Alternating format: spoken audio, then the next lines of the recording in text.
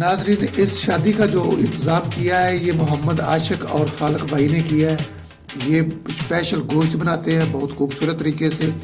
यहाँ पे ये सारा खाना तैयार हुआ है, बहुत ही लजीज।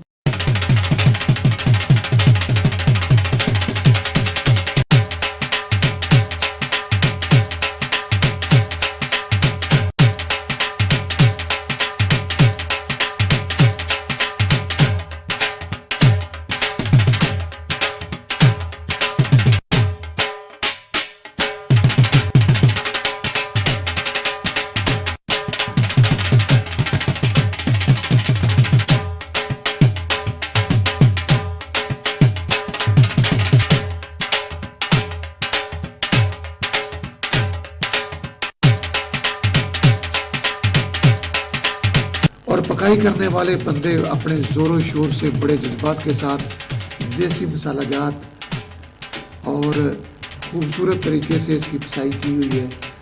अगर गोश्त को देखा जाए तो बहुत ही छोटी छोटी प्यारी बोटी बीफ ये गोश्त है, साफ़ सुथरा गोश्त, तंदुरुस्त गोश्त है। तो ये वाइट गोश्त बना रहे हैं, बहुत अच्छे तरीके से बना रहे हैं।